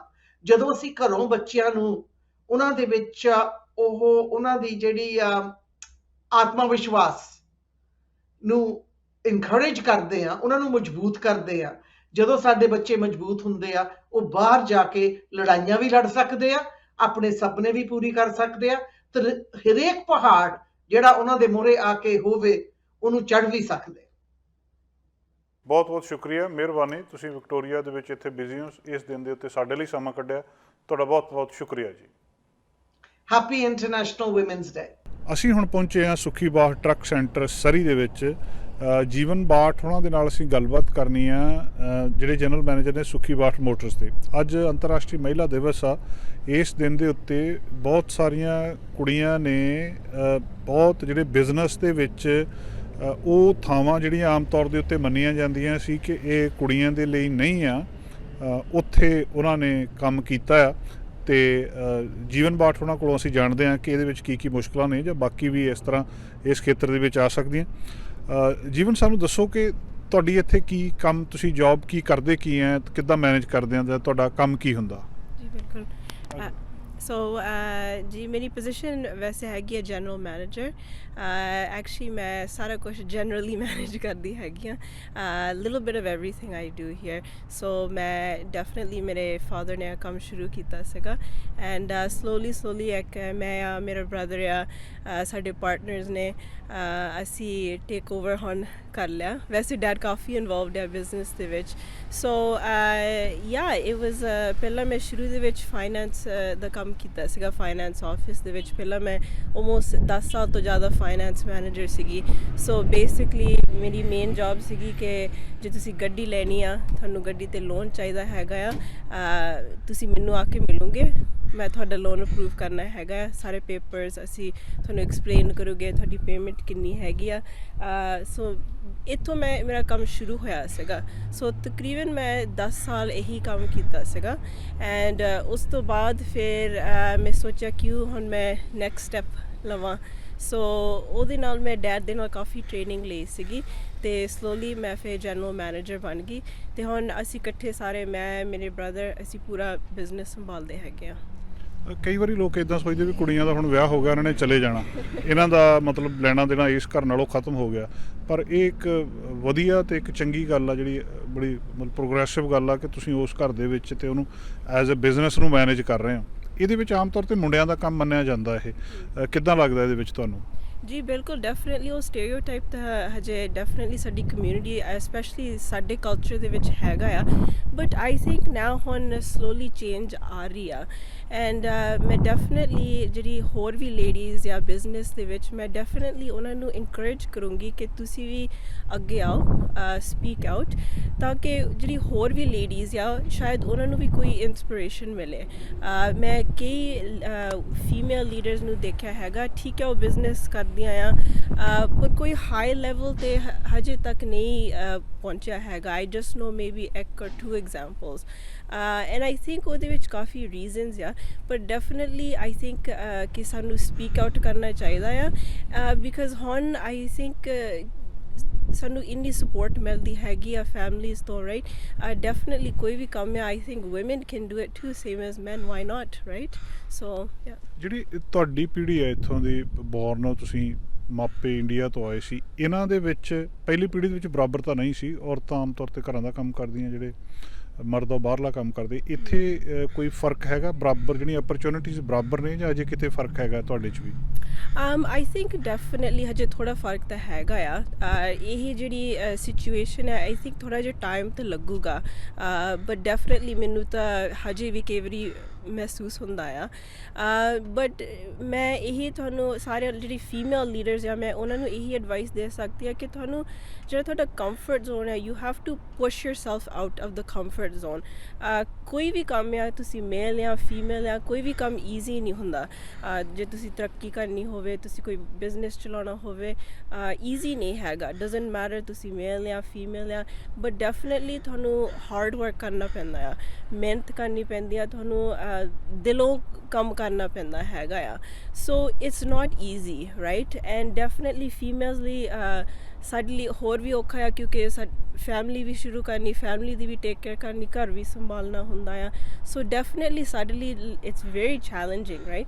ਪਰ ਮੈਨੂੰ ਇਹ ਫੀਲ ਹੁੰਦਾ ਕਿ ਜੇ ਤੁਹਾਡੀ ਫੈਮਿਲੀ ਤੁਹਾਨੂੰ ਸਪੋਰਟ ਦਿੰਦੀ ਹੈ, ਤੁਹਾਡਾ ਪਾਰਟਨਰ ਤੁਹਾਨੂੰ ਸਪੋਰਟ ਕਰਦਾ ਆ, ਡੈਫੀਨੇਟਲੀ ਫਿਰ ਤਾਂ anything is possible, right. So I think it depends on your family. I know ਮੇਰੀ ਸਿਚੁਏਸ਼ਨ ਦੇ ਵਿੱਚ ਮੇਰੇ ਫਾਦਰ ਆ, ਉਹਨਾਂ ਨੇ ਮੈਨੂੰ ਸ਼ੁਰੂ ਤੋਂ ਹੀ ਬਹੁਤ ਜ਼ਿਆਦਾ ਸਪੋਰਟ ਦਿੱਤੀ ਆ। ਉਹ ਈਵਨ ਜਦੋਂ ਮੈਂ ਛੋਟੀ ਹੁੰਦੀ ਸੀਗੀ ਉਹ ਕਹਿੰਦੇ ਸੀਗੇ ਕਿ ਤੂੰ ਜੋ ਵੀ ਕਰਨਾ ਆ ਤੂੰ ਕਰ ਸਕਦੀ ਹੈ। ਈਵਨ ਮੇਰੇ ਬ੍ਰਦਰ ਆ, ਮੇਰੇ ਤੋਂ 2 ਸਾਲ ਵੱਡੇ ਆ, ਪਰ ਉਹ ਹਮੇਸ਼ਾ ਕਹਿੰਦੇ ਸੀਗੇ ਕਿ ਤੁਹਾਡੇ ਦੋਨਾਂ ਦੇ ਵਿੱਚ ਕੋਈ ਫਰਕ ਨਹੀਂ ਹੈਗਾ। ਸੋ ਆਈ ਥਿੰਕ ਜੋ ਤੁਹਾਨੂੰ ਫੈਮਿਲੀ, ਤੁਹਾਡੇ ਪੇਰੈਂਟਸ ਤੁਹਾਨੂੰ ਇੰਨਾ ਸਪੋਰਟ ਕਰਦੇ ਆ, ਉਹ ਜਿਹੜੀ ਕੌਨਫੀਡੈਂਸ ਆ ਉਹ ਆਪਣੇ ਆਪ ਹੀ ਪੈਦਾ ਹੋ ਜਾਂਦੀ ਆ, ਰਾਈਟ। ਸੋ ਜੋ ਤੁਹਾਡੀ ਕੌਨਫੀਡੈਂਸ ਹੁੰਦੀ ਭਾਵੇਂ ਤੁਹਾਨੂੰ ਕੰਮ ਆਉਂਦਾ ਹੋਵੇ ਨਾ ਆਉਂਦਾ ਹੋਵੇ, ਜੇ ਕੌਨਫੀਡੈਂਸ ਹੈਗੀ ਆ definitely then you can achieve anything. ਆਖਰ ਦੇ ਵਿੱਚ ਜਿਹੜੀਆਂ ਬਹੁਤ ਸਾਰੇ ਸਾਡੇ ਦਰਸ਼ਕ ਇਸ ਵੇਲੇ ਦੇਖ ਲਿਆ ਅੱਜ ਦੇ ਦਿਨ ਇੰਟਰਨੈਸ਼ਨਲ ਵੂਮਨਸ ਡੇ, ਤੇ ਉਹਨਾਂ ਦੇ ਲਈ ਕੋਈ ਮੈਸੇਜ? Definitely. So, मैं all the mothers, sisters, wives, daughters, मैं definitely ਸਾਰਿਆਂ ਨੂੰ Happy International Women's Day ਕਹਿਣਾ ਚਾਹੂੰਗੀ। ਐਂਡ ਮੈਂ ਇਹ ਵੀ ਕਹਿਣਾ ਚਾਹੂੰਗੀ ਕਿ ਤੁਹਾਡਾ ਕੋਈ ਵੀ ਡ੍ਰੀਮ ਹੋਵੇ, ਕੋਈ ਵੀ ਖੁਆਇਸ਼ ਹੋਵੇ, ਤੁਸੀਂ ਅਚੀਵ ਕਰ ਸਕਦੇ ਹੈਗੇ ਆ। ਬਸ ਤੁਹਾਨੂੰ ਥੋੜੀ ਮਿਹਨਤ ਕਰਨੀ ਪਊਗੀ, ਆਪਣੇ ਆਪ ਤੇ ਥੋੜਾ ਭਰੋਸਾ ਰੱਖਣਾ ਪਊਗਾ and you can do it. Thank you. Thank you so much. Thank you. ਬਹੁਤ ਸਾਰੇ ਸਵਾਲ ਨੇ ਸਾਡੇ ਸਾਹਮਣੇ। ਇੱਕ ਸਵਾਲ ਇਹ ਵੀ ਆ ਕਿ ਕੀ ਔਰਤਾਂ ਜਿਹੜਾ ਕਿ ਦੁਨੀਆ ਦੀ ਆਬਾਦੀ ਦਾ ਅੱਧਾ ਹਿੱਸਾ ਆ, ਉਹਨਾਂ ਦੀ ਹਰ ਇੱਕ ਥਾਂ ਦੇ ਵਿੱਚ ਉਹਨਾਂ ਦਾ ਅੱਧ ਹੈਗਾ ਆ? ਉਹ ਅੱਧੀਆਂ ਹੈਗੀਆਂ ਨੇ, ਚਾਹੇ ਉਹ ਪਾਰਲੀਮੈਂਟ ਆ, ਚਾਹੇ ਲੈਜਿਸਲੇਸ਼ਨ ਆ, ਚਾਹੇ ਉਹ ਸਿਟੀ ਆ, ਚਾਹੇ ਉਹ ਕੋਈ ਲਿਟਰੇਰੀ ਫੰਕਸ਼ਨਸ ਨੇ, ਲਿਟਰੇਰੀ ਆਰਗੇਨਾਈਜੇਸ਼ਨਸ ਨੇ, ਕੋਈ ਵੀ ਸੰਸਥਾਵਾਂ। ਕਿਸੇ ਸਮਾਜ ਦੀ ਤਰੱਕੀ ਦੇਖਣ ਦਾ ਇੱਕ ਜਿਹੜਾ ਤਰੀਕਾ ਇਹ ਵੀ ਆ ਕਿ ਉਸ ਸਮਾਜ ਦੀਆਂ ਔਰਤਾਂ ਨੇ ਤਰੱਕੀ ਕੀਤੀ ਹੈ, ਜੇ ਕੀਤੀ ਹੈ ਤਾਂ ਉਹ ਸਮਾਜ ਨੇ ਤਰੱਕੀ ਕੀਤੀ, ਨਹੀਂ ਤਾਂ ਨਹੀਂ ਕੀਤੀ। ਔਰਤਾਂ ਦੀ ਤਰੱਕੀ ਦੇਖਣ ਦਾ ਇੱਕ ਪੈਰਾਮੀਟਰ ਇਹ ਹੋ ਸਕਦਾ ਕਿ ਇਹਨਾਂ ਸਾਰੀਆਂ ਥਾਵਾਂ ਦੇ ਉੱਤੇ ਉਹਨਾਂ ਦੀ ਬਰਾਬਰਤਾ ਹੈਗੀ ਆ, ਜੇ ਨਹੀਂ ਹੈਗੀ ਤਾਂ ਕੀ ਔਰਤਾਂ ਇਸ ਕਾਬਲ ਨਹੀਂ ਆ, ਜਾਂ ਉਹਨਾਂ ਨੂੰ ਅੱਗੇ ਆਉਣ ਦਾ ਮੌਕਾ ਨਹੀਂ ਦਿੱਤਾ ਜਾਂਦਾ, ਜਾਂ ਉਹ ਆਪ ਨਹੀਂ ਆਉਂਦੀਆਂ। ਮਾਮਲਾ ਕਿੱਥੇ ਆ? ਰਿਪਰੈਜ਼ੈਂਟੇਸ਼ਨ ਬਰਾਬਰ ਨਹੀਂ ਆ। ਮੀਰਾ ਗਿੱਲ ਜੀ ਦੇ ਨਾਲ ਅਸੀਂ ਇਹਦੇ ਬਾਰੇ ਗੱਲਬਾਤ ਕਰਦੇ ਹਾਂ। ਮੀਰਾ ਜੀ, ਅਸੀਂ ਆਪਣੀ ਕਮਿਊਨਿਟੀ ਦੀ ਗੱਲ ਕਰਦੇ ਹਾਂ, ਪੰਜਾਬੀ ਕਮਿਊਨਿਟੀ ਦੀ। ਤੁਹਾਡੇ ਹਿਸਾਬ ਨਾਲ ਹੁਣ ਔਰਤਾਂ ਕਾਫੀ ਹੋ ਗਈਆਂ ਇਹਨਾਂ ਸਾਰੀਆਂ ਸੰਸਥਾਵਾਂ ਦੇ ਵਿੱਚ? ਮੈਂ ਤੁਹਾਨੂੰ ਦੱਸਦੀ ਹਾਂ ਜੀ ਕਿ ਪਹਿਲੀ ਗੱਲ ਤਾਂ ਮੁਬਾਰਕਾਂ ਤੁਹਾਡੇ ਦੇਖਣ ਵਾਲਿਆਂ ਨੂੰ ਅੱਜ ਦੇ ਖਾਸ ਦਿਨ ਦੀਆਂ। ਦੂਸਰੀ ਗੱਲ ਇਹ ਕਿ ਆਪਣੀ ਕਮਿਊਨਿਟੀ ਕਿਸ ਲੈਵਲ 'ਤੇ ਬਹੁਤ ਸੀਰੀਅਸ ਮੁੱਦਾ, ਪਰ ਉਹ ਹਰ ਜਿਹੜਾ ਸੀਰੀਅਸ ਮੁੱਦਾ ਮੈਨੂੰ ਲੱਗਦਾ ਪਿਆਰ ਨਾਲ ਨਜਿੱਠਣਾ ਚਾਹੀਦਾ। ਅਤੇ ਜਦੋਂ ਵੀ ਤੁਸੀਂ ਜੇ ਦੇਖਣਾ ਕਿ ਆਪਣੀ ਕਮਿਊਨਿਟੀ ਕਿੱਥੇ ਕੁ ਪਹੁੰਚੀ ਆ, ਜਿੰਨੇ ਵੀ ਅਖਬਾਰ ਨੇ ਅੱਜ ਦੇ ਤੁਸੀਂ ਜਾ ਕੇ ਦੇਖ ਲਓ, ਜਿੰਨੀਆਂ ਵੀ ਐਸੋਸੀਏਸ਼ਨਸ ਦੀਆਂ ਫੋਟੋਆਂ ਆ ਰਹੀਆਂ, ਜੇ ਉਹਨਾਂ ਦੀਆਂ ਫੋਟੋਆਂ ਦੇ ਵਿੱਚ 50% ਔਰਤ ਦੀ ਰੈਪਰਜ਼ੈਂਟੇਸ਼ਨ ਹੈਗੀ ਤਾਂ ਇਹਦਾ ਮਤਲਬ ਹੈ ਕਿ ਆਪਾਂ ਪਹੁੰਚ ਰਹੇ ਹਾਂ ਉੱਥੇ, ਹੈ ਨਾ। ਅਤੇ ਜੇ ਉਹ ਨਹੀਂ ਹੈ ਤਾਂ ਇਹਦਾ ਆਪਣੇ ਕੋਲ ਹੋਰ ਕੋਈ ਮੈਜਰਿੰਗ ਹੈ ਵੀ ਹੋਰ ਕੋਈ this is a very easy way to figure this out, ਹੈ ਨਾ। ਅਤੇ ਮੈਂ ਤੁਹਾਨੂੰ ਆਪਣੇ ਜਿੱਦਾਂ ਹੋਰ ਆਪਾਂ ਜ਼ਿੰਦਗੀ 'ਚ ਸਾਰੇ ਜਾਣੇ ਬਹੁਤ ਕੰਮ ਕਰਦੇ ਹਾਂ, ਪਰ ਇੱਕ ਕੰਮ ਮੈਂ ਖਾਸ ਕਰਦੀ ਹਾਂ ਕਿ ਜਦੋਂ ਵੀ ਸੋਸ਼ਲ ਮੀਡੀਆ 'ਤੇ ਮੈਂ ਕੋਈ ਇਹੋ ਜਿਹੀ ਫੋਟੋ ਦੇਖਦੀ ਹਾਂ ਤਾਂ ਮੈਂ ਉਹਨਾਂ ਦੇ ਆਰਗੇਨਾਈਜ਼ਰਸ ਨੂੰ ਬੜਾ ਪੋਲਾਈਟਲੀ, ਬੜੇ ਸਤਿਕਾਰ ਦੇ ਨਾਲ ਇੱਕ ਮੈਸੇਜ ਭੇਜ ਦਿੰਦੀ ਹਾਂ ਵੀ ਬਾਈ ਜੀ, ਆਪਣੇ ਕੀ ਕੋਈ ਔਰਤਾਂ ਦੇ ਕੋਲ ਵਕਤ ਨਹੀਂ ਸੀਗਾ ਤੁਹਾਡਾ ਇਹ ਲੀਡਰਸ਼ਿਪ ਵਿੱਚ ਆਉਣ ਨੂੰ? ਵੀ ਜੇ ਹੁੰਦੀਆਂ ਤਾਂ ਸ਼ਾਇਦ ਆਪਣੀ ਇਹ ਆਰਗੇਨਾਈਜੇਸ਼ਨ ਹੋਰ ਵੀ ਅੱਗੇ ਬਹੁਤ ਫੁੱਲਦੀ। ਇਹ ਮੈਸੇਜ ਮੈਨੂੰ ਭੇਜਦਿਆਂ ਨੂੰ ਜੇ ਮੈਂ ਕਿਤੇ ਆਪਣਾ ਫੇਸਬੁੱਕ ਜਾਂ ਸੋਸ਼ਲ ਮੀਡੀਆ ਦੇਖਾਂ ਕਿ ਮੈਂ ਕਹਾਂ ਵੀ ਇੰਨੇ ਕੁ ਮੈਸੇਜਿਸ ਮੈਂ ਇੰਨੀਆਂ ਡਿਫਰੈਂਟ ਆਰਗੇਨਾਈਜੇਸ਼ਨ ਨੂੰ ਭੇਜ ਚੁੱਕੀ ਹਾਂ, ਅਤੇ ਤਾਂ ਕਿ ਉਹਨਾਂ ਦਾ ਕਿਤੇ ਨਾ ਕਿਤੇ ਉਹ ਖਿਆਲ ਆ ਜਾਵੇ, ਹੈ ਨਾ। ਵੀ ਮੈਂ ਕਹਿੰਦਾ ਵੀ ਆਪਾਂ ਕੀ ਕਰ ਸਕਦੇ ਹਾਂ ਜੀ, ਅਸੀਂ ਵੀ ਇਕੁਆਲਿਟੀ ਲਈ ਸਿਰਫ ਜੇ ਤੁਸੀਂ ਇਹਨਾਂ ਸਵਾਲ ਵੀ ਚੱਕ ਲੈਂਦੇ ਹੋ ਕਦੇ, ਮੈਨੂੰ ਲੱਗਦਾ ਕਿ ਉਹ ਬਹੁਤ ਵੱਡਾ ਸਟੈਪ ਹੋ ਜਾਂਦਾ। ਇਹਦਾ ਜਵਾਬ ਕੀ ਹੁੰਦਾ ਜੀ ਉਹਨਾਂ ਵੱਲੋਂ? ਉਹਨਾਂ ਕੋਲੇ ਵਕਤ ਨਹੀਂ ਸੀਗਾ ਜੀ। ਅਸੀਂ ਕਈਆਂ ਨੂੰ ਫਿਰ ਉਹਨਾਂ ਦੀ ਬੜੀ ਕਾਹਲੀ ਦੇ ਨਾਲ ਸੀ ਉਹਨਾਂ ਨੂੰ ਵੀ ਫੋਨ ਕੀਤਾ ਜੀ, ਉਹ ਨਹੀਂ ਸੀ ਜੀ ਆ ਸਕੇ, ਉਹ ਨਹੀਂ ਮਤਲਬ ਮੈਂ ਵਾਕਈ ਜਿਹੜੇ ਤੁਸੀਂ ਨਾ ਮੈਸੇਜਿਸ ਜਿਹੜੇ ਨੇ ਉਹ ਇਹੋ ਜਿਹੇ ਆਉਂਦੇ ਆ, ਜਾਂ ਉਹ ਕਹਿਣਗੇ ਐਕਚੁਅਲੀ ਕਈ ਵਾਕਈ ਜੈਨੂਇਨ ਵੀ ਹੁੰਦੇ ਆ, ਉਹ ਕਹਿਣਗੇ Meera thank you very much ਵੀ ਤੁਸੀਂ ਇਹ ਸਾਨੂੰ ਸਾਡੀ ਜ਼ਿੰਮੇਵਾਰੀ ਕਰਨੀ, ਤੁਸੀਂ ਸਾਨੂੰ ਯਾਦ ਕਰਾਇਆ, ਅਗਲੀ ਵਾਰੀ ਅਸੀਂ ਹੋਰ ਕੋਸ਼ਿਸ਼ ਕਰਾਂਗੇ। ਸੋ ਵੈਰਾਈਟੀ ਆਫ ਦਿਸ, ਜਾਂ ਤੁਸੀਂ ਕੰਪਲੀਟ ਐਰੋਗੈਂਸ ਵੀ ਹੁੰਦੀ ਹੈ, ਵੀ ਨਹੀਂ ਇਟਸ ਓਕੇ ਔਰਤਾਂ ਦਾ ਇੱਥੇ ਜੇ ਨਹੀਂ ਵੀ ਔਰਤਾਂ ਹੈਗੀਆਂ ਤਾਂ ਕੰਪੀਟੈਂਟ ਔਰਤਾਂ ਨਹੀਂ ਵੀ ਹੈਗੀਆਂ ਤਾਂ ਫਿਰ ਅਸੀਂ ਕੀ ਕਰੀਏ। ਸੋ ਐਕਸਟ੍ਰੀਮ ਤੋਂ ਲੈ ਕੇ ਬਹੁਤ ਪੋਲਾਈਟ ਆਨਸਰ ਵੀ ਹੈਗੇ ਆ, ਪਰ ਮੈਨੂੰ ਲੱਗਦਾ ਕਿਸੇ ਤੋਂ ਝਿਜਕਣ ਦੀ ਲੋੜ ਨਹੀਂ। ਜਿਹੋ ਜਿਹਾ ਵੀ ਕੋਈ ਜਵਾਬ ਆ, ਕਿਤੇ ਨਾ ਕਿਤੇ ਬੈਕ ਆਫ ਦੇਅਰ ਮਾਈਂਡ ਉਹ ਗੱਲ ਕਿਤੇ ਉਹਨਾਂ ਦੀ ਰਜਿਸਟਰ ਹੋ ਗਈ ਹੈ ਕਿ ਜੇ ਮੀਰਾ ਇੱਕ ਔਰਤ ਸਰੀ ਦੇ ਵਿੱਚ ਬੈਠੀ ਹੈ, ਸਵਾਲ ਚੱਕ ਰਹੀ ਹੈ ਕਿ ਕੀ ਹਜ਼ਾਰਾਂ ਔਰਤਾਂ ਜਿਹੜੀਆਂ ਸ਼ਾਇਦ ਕੱਲ੍ਹ ਨੂੰ ਸਾਨੂੰ ਵੋਟ ਦੇਣਗੀਆਂ, ਕੱਲ੍ਹ ਨੂੰ ਸਾਡੇ ਪ੍ਰੋਗਰਾਮ ਦੇ ਵਿੱਚ ਅਟੈਂਡ ਕਰਨਗੀਆਂ, ਜਾਂ ਇਹਨਾਂ ਦੇ ਖਾਵੰਦ, ਇਹਨਾਂ ਦੇ ਬੱਚੇ ਸਾਡੇ ਕਿਸੇ ਜੋ ਵੀ ਅਸੀਂ ਮੈਸੇਜ ਦੇਣ ਜਾ ਰਹੇ ਹਾਂ, ਕੀ ਸਾਡਾ ਲਾਸ ਹੋ ਸਕਦਾ। ਸੋ ਜੇ ਇੰਨਾ ਕਿ ਇਸ ਗੱਲ ਨੂੰ ਅਵੇਅਰਨੈਸ ਆਪਾਂ ਟਿੰਗ ਟਿੰਗ ਟਿੰਗ ਕਰਕੇ ਉਹਨਾਂ ਦੇ ਕਰ ਦਿੱਤਾ, ਮੈਨੂੰ ਲੱਗਦਾ ਕਿ ਇਹ ਕੰਟਰੀਬਿਊਸ਼ਨ ਹੈ। ਤੁਹਾਨੂੰ ਕਾਰਨ ਕੀ ਲੱਗਦਾ ਇਹਦਾ? ਕਿਉਂ ਨਹੀਂ ਉਹ ਸੱਦਦੇ ਤੁਹਾਡੇ ਹਿਸਾਬ ਨਾਲ? ਕੀ ਕਾਰਨ? ਬਹੁਤ ਕਾਰਨ ਹੈ। ਜਿੱਦਾਂ ਹੁਣ ਤੁਸੀਂ ਮੈਂ ਦੱਸਦੀ ਹਾਂ ਵੀ ਜਿੱਦਾਂ ਹੁਣ ਆਪਣੀਆਂ ਇੱਥੇ ਸਿਵਿਕ ਇਲੈਕਸ਼ਨਸ ਹੋਣੀਆਂ, ਹੈ ਨਾ, ਅਤੇ ਆਪਾਂ ਹਰ ਵਾਰੀ ਮੁਬਾਰਕਾਂ ਦਿੰਦੇ ਹਾਂ ਜੀ, ਇੰਟਰਨੈਸ਼ਨਲ ਵੂਮਨਸ ਡੇ ਖਾਸ ਕਰਕੇ ਪੋਲੀਟੀਸ਼ੀਅਨਸ ਦਿੰਦੇ ਆ। ਮੈਨੂੰ ਵੀ ਇੱਕ ਦੋ ਜਾਣਿਆਂ ਦੀ ਸਿੱਧੇ ਤਰੀਕੇ ਦੇ ਨਾਲ ਅਪਰੋਚ ਹੋਈ, ਪਰ ਮੈਂ ਸੋਚ ਰਹੀ ਹਾਂ ਵੀ ਮੈਂ this is the field for me, ਕਿ ਮੈਂ ਇਸ ਪਲੇਟਫਾਰਮ 'ਤੇ ਜਾ ਕੇ ਕੀ ਕਰਨ ਜਾ ਰਹੀ ਹਾਂ, ਮੈਂ what exactly is going to be my outcome. So ਉਹਦੇ ਲਈ ਸੋਚ ਰਹੇ ਹਾਂ, ਪਰ ਕਿੰਨੀਆਂ ਕੁ ਔਰਤਾਂ ਨੂੰ ਪਹਿਲੀ ਗੱਲ ਅਪਰੋਚ ਕੀਤਾ ਜਾ ਰਿਹਾ, ਰਾਈਟ, ਅਤੇ ਕਿਸ ਕਰਕੇ ਅਪਰੋਚ ਕੀਤਾ ਜਾ ਰਿਹਾ? ਆਰ ਦੇ ਸਿੰਪਲੀ ਪੁਟਿੰਗ ਵੀ ਓਕੇ ਟਿਕ ਮਾਰਕ ਕਰਨਾ, ਜਾਂ ਉਹ ਔਰਤਾਂ ਨੂੰ ਅਪਰੋਚ ਕਰ ਰਹੀ ਹੈ ਕਿ ਸਾਨੂੰ ਇੱਥੇ ਇੱਕ ਸੁਹਿਰਦ ਔਰਤ ਦੀ ਜ਼ਰੂਰਤ ਹੈ ਤਾਂ ਕਿ ਜਿਹੜੇ ਸਾਡੇ ਇੱਕ ਜਿਹੜਾ ਸਪੈਕਟਰਮ ਆ, ਇੱਕ ਵਿਜ਼ਨ ਹੈ ਸਾਡਾ, ਸਰੀ ਨੂੰ ਅਸੀਂ ਰਿਪਰੈਜ਼ੈਂਟ ਕਰਨਾ ਤਾਂ ਵੱਡਾ ਹੋ ਸਕੇ। ਸੋ ਇਹਦੀ ਬਹੁਤ ਵਜ੍ਹਾ ਨੇ, ਕਿਉਂਕਿ ਇੱਕ ਜਿਹੜੀ ਵੱਡੀ ਇੱਕ ਵਜ੍ਹਾ ਜਿਹੜੀ ਹੈ ਕਿ ਔਰਤ ਨਾਲ ਡਾਇਲੋਗ ਕਰਨਾ ਮਰਦ ਨੂੰ ਨਹੀਂ ਆਇਆ ਹਜੇ, ਖਾਸ ਕਰਕੇ ਡਿਸੀਜਨ ਮੇਕਿੰਗ ਟੇਬਲ 'ਤੇ ਬਰਾਬਰ 'ਤੇ ਹੋ ਕੇ ਡਾਇਲੋਗ ਕਰਨਾ ਹਜੇ ਸ਼ਾਇਦ ਮੈਂ ਐਕਸਕਲੂਸਿਵਲੀ ਜਾਂ ਸਾਰਾ ਇਨਕਲੂਡਿੰਗ ਨਹੀਂ ਕਰ ਰਹੀ, ਪਰ ਮੈਂ ਇਨ ਜਨਰਲ ਗੱਲ ਕਰਦੀ ਹਾਂ ਕਿ ਔਰਤ ਨਾਲ ਜਦੋਂ ਤੁਸੀਂ ਡਿਸੀਜਨ ਮੇਕਿੰਗ ਟੇਬਲ 'ਤੇ, ਖਾਸ ਟੇਬਲ 'ਤੇ ਬੈਠ ਕੇ ਗੱਲ ਕਰਦੇ ਹਾਂ, ਔਰਤ ਦੇ ਖਿਆਲਾਤ, ਔਰਤ ਦੀ ਵੈਰਾਈਟੀ ਆਫ ਕੁਐਸਚਨਿੰਗ, ਔਰਤ ਜਦੋਂ ਸਵਾਲ ਕਰਦੀ ਹੈ ਤਾਂ ਉਹਨਾਂ ਨੂੰ ਲੱਗਦਾ ਉਹ ਅੱਛਾ ਹੀ ਸਵਾਲ ਕਰਦੀ ਹੈ। ਸੋ ਆਪਾਂ ਨੂੰ ਇਹੋ ਜਿਹੀ ਔਰਤ ਚਾਹੀਦੀ ਹੈ ਜਿਹੜੀ ਇੱਕ ਸਾਨੂੰ 5 ਜਾਂ 7 ਵੋਟਾਂ ਚਾਹੀਦੀਆਂ, ਆਪਾਂ ਉਸ ਔਰਤ ਨੂੰ ਅਪਰੋਚ ਕਰਨਾ ਜਿਹੜੀ ਉਹ ਸਾਨੂੰ ਹਾਂ ਕਰ ਸਕੇ। ਪਰ ਇਹਦਾ ਹੁਣ ਇਹ ਕਿੱਦਾਂ ਮਿਣਿਆ ਜਾਵੇ ਵੀ ਉਹ ਸਹੀ ਔਰਤ ਕੌਣ ਆ ਤੇ ਕਿਹਨੂੰ ਅਪਰੋਚ ਕਰ ਰਿਹਾ? ਸਾਡੀਆਂ ਕਿੰਨੀਆਂ ਰਿਪਰੈਜ਼ੈਂਟ ਕਰ ਰਹੀਆਂ ਨੇ ਸਾਨੂੰ ਜਿਹੜੀਆਂ ਫੀਮੇਲ ਨੇ, ਤਾਂ ਵੀ ਇਹਨੂੰ ਕਿੱਦਾਂ ਮੰਨਿਆ ਜਾਵੇ ਵੀ ਉਹ ਕਿਹੜੇ ਇਰਾਦੇ ਨਾਲ ਅਪਰੋਚ ਕਰ ਰਹੇ ਨੇ? ਸਿਰਫ ਟਿਕ ਮਾਰਕ ਕਰਨ ਲਈ ਜਾਂ ਸੱਚੀਓ? ਦੇਖੋ ਮੈਂ ਮੈਂ ਕਈ ਵਾਰੀ ਹੁੰਦਾ ਵੀ ਔਰਤ ਦੀ ਕੁਆਲੀਫਿਕੇਸ਼ਨਸ ਬਹੁਤ ਵੱਡੀਆਂ ਭਾਲਦੇ ਆ ਲੋਕੀ ਵੀ ਉਹਨੇ ਇਹ ਵੀ ਕੀਤਾ ਹੋਵੇ ਇਹ ਵੀ ਕੀਤਾ ਹੋਵੇ ਇਹ ਵੀ ਕੀਤਾ ਹੋਵੇ ਤੇ ਬੰਦੇ ਨੇ ਸ਼ਾਇਦ ਕੋਈ ਇੱਥੇ 4-5 ਘਰ ਹੀ ਵਿੱਚ ਹੁਣ 4-5 ਫੱਟੇ ਲੱਗੇ ਹੋਣ ਉਹਦੇ ਕੋਲੇ ਇੰਨੇ ਕੁ ਲੱਖ ਰੁਪਈਆ ਹੋਵੇ ਤਾਂ ਉਹਨੂੰ ਵੀ ਕਰ ਦਿੰਦੇ ਆ ਐਂਡ ਜਦੋਂ ਔਰਤ ਨੂੰ ਕਿਤੇ ਕੋਈ ਪੋਜੀਸ਼ਨ ਦੇ ਵਿੱਚ ਉਹਨਾਂ ਨੇ ਅਪਰੋਚ ਕਰਨਾ ਤਾਂ ਫਿਰ ਉਹ ਸੋਚਦੇ ਉਹਦਾ ਉਹਦਾ ਹੈ there's lot of things that we think about ਸੋ ਪਹਿਲੀ ਗੱਲ ਤਾਂ ਜਿਹੜੀ ਕੁਆਲੀਫਿਕੇਸ਼ਨਸ ਇਨ ਟਰਮਸ ਆਫ ਹੈ ਉਹ ਕਿਸੇ ਵੀ ਜੌਬ ਦੇ ਵਿੱਚ ਔਰਤ ਤੋਂ ਜ਼ਿਆਦਾ ਕੁਆਲੀਫਿਕੇਸ਼ਨ ਭਾਲਦੇ ਆ ਉਹ ਹੈ ਨਾ ਇਨ ਜਨਰਲ ਤੇ ਮਰਦ ਨੂੰ ਆਪਾਂ ਇਹ ਸਵਾਲ ਨਹੀਂ ਪੁੱਛਦੇ ਪਰ ਜਿਹੜਾ ਤੁਸੀਂ ਸਵਾਲ ਪੁੱਛਦੇ ਹੋ ਕਿ ਕੀ ਉਹ ਟਿਕ ਲਈ ਕਰ ਰਹੇ ਆ ਆਪਾਂ ਕਮਿਊਨਿਟੀ 'ਚ ਰਹਿੰਦੇ ਹਾਂ ਤੇ ਬਹੁਤ ਛੋਟੀ ਕਮਿਊਨਿਟੀ 'ਚ ਰਹਿੰਦੇ ਹਾਂ ਸਰੀ ਦੇ ਵਿੱਚ ਹੈ ਨਾ ਤੇ ਮੈਨੂੰ ਲੱਗਦਾ ਕਿ ਇੱਕ ਡਿਸੀਜਨ ਦੇ ਨਾਲ ਨਹੀਂ ਤੁਸੀਂ ਪੈਟਰਨ ਦੇਖਦੇ ਹੋ ਜਦੋਂ ਕਿਸੇ ਚੀਜ਼ ਦਾ ਕਿ ਇਸ ਐਸੋਸੀਏਸ਼ਨ ਨੇ ਇਸ ਪਾਰਟੀ ਨੇ ਕਿਸ ਤਰ੍ਹਾਂ ਦੇ ਪਾਰਟੀ ਮੈਂ ਕਈ ਵਾਰੀ ਹੁੰਦਾ ਵੀ ਤੁਸੀਂ ਪਾਰਟੀ ਨੂੰ ਵੋਟ ਪਾਉਂਦੇ ਹੋ ਕੈਂਡੀਡੇਟ ਨੂੰ ਵੋਟ ਪਾਉਂਦੇ ਹੋ ਜਿਹੜੀ ਪਾਰਟੀ ਚੰਗੀ ਹੈ ਚੰਗੀ ਦਾ ਮਤਲਬ ਹੈ ਜਿਹੜੀ ਸੁਹਿਰਦ ਹੈ ਉਹ ਆਪਣੇ ਆਪ ਸੁਹਿਰਦ ਕੈਂਡੀਡੇਟਸ ਲੈ ਕੇ ਆਉਣ ਜੇ ਉਹ ਸੁਹਿਰਦ ਕੈਂਡੀਡੇਟਸ ਨਹੀਂ ਲੈ ਕੇ ਆ ਰਹੇ ਤਾਂ ਤੁਹਾਨੂੰ ਪਤਾ ਲੱਗ ਜਾਣਾ ਚਾਹੀਦਾ ਵੀ ਪਾਰਟੀ ਦਾ ਜਿੰਨੀ ਮਰਜ਼ੀ ਵਧੀਆ ਹਿਸਟਰੀ ਹੋਵੇ